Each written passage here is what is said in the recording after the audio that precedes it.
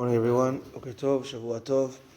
So in Siman Zayin of the Shemesh Umagan Chelek Dalet, he talks about a famous machloket between Pshat and Sod, between the regular and the Kabala, the Shulhan Aruch and the Arizal. If there's a machloket and halacha between the two, who do we go like? So he says that the halacha is like the Shulhan Aruch, and he explains a few reasons why, and there are some exceptions to the rule.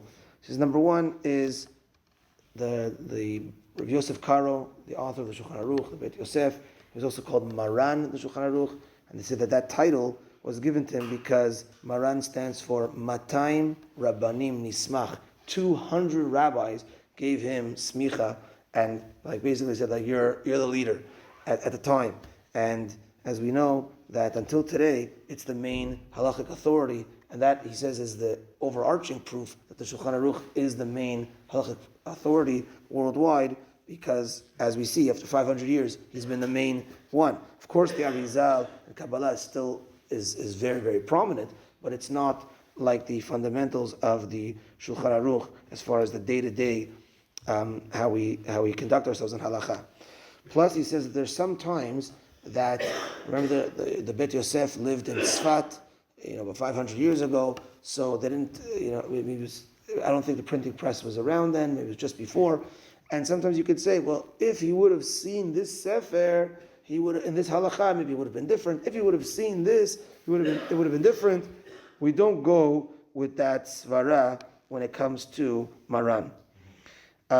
Also, he says that, yes, we did have Svarak Poskim, like the Ben Ish Chai, and like the Chida, that did put a stress on the going with the Arizal's ways and going with the Kabbalah, even over the Shulchan Aruch, but that wasn't the general, as really this should be for the Machmirim, for those that are stringent, that the words of the Arizal, the words of the Mekubalim is not necessarily for everyone, but those that want, let's say, a higher level, once they're at the regular level, now take it to the next step, that's generally what is done. And he also quotes Rabbi Ovadia Yosef that he's in line with what he says on this topic.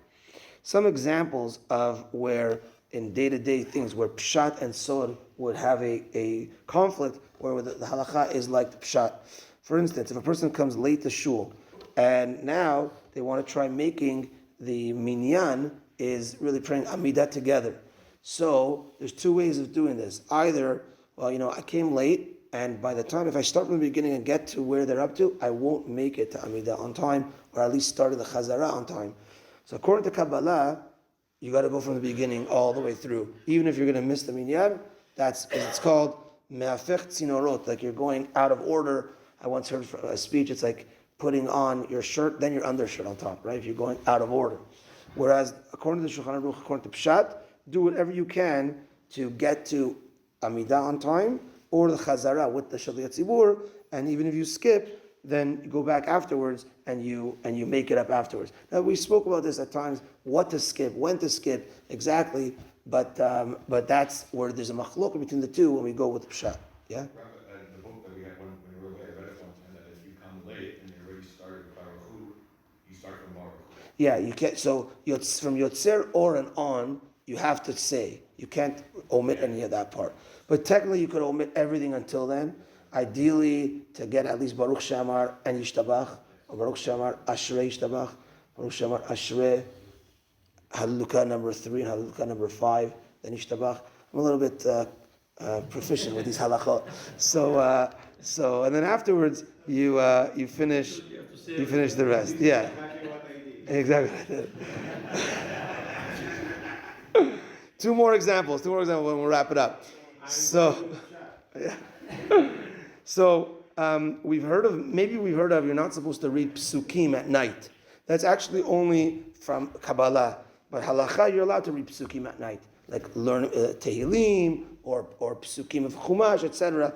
And that's according to halacha, you're allowed to. And also, if we tell this to the Hamon Am, to the regular people, they might think like, what, no Torah learning at night? Oh, okay, that's cool, but that's not supposed to be like that. And then really, if you're on a higher level, Mekubalim, okay, maybe don't learn Psukim at night, learn Mishnah at night, learn something else, but halacha, l'maaseh, you're allowed to learn psukim and read psukim at night. One last thing, where there's an exception to the rule, where all the poskim said we go with Kabbalah over pshat.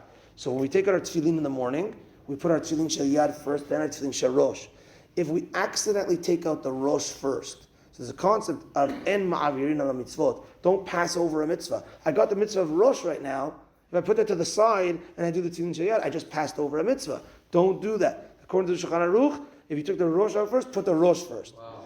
But according to the Arizal, even if you took the rosh first, that's really changing the course of things and putting on like your undershirt afterwards. So really stick to putting your hand first and then head, and that's how we posek. So we go. It's all the poskim go like the Arizal and like the Kabbalah. In that case, against pshat. That's everyone goes. So there are some exceptions to the rule, and that's one of them. So if that happens, still put your yad first and then rosh. Minchat tonight at 5:55. We have breakfast sponsored by Eli. Chazaku Baruch. Everyone is invited. Have a good day, everyone. Shavua Tov. Tan D'Eliyahu.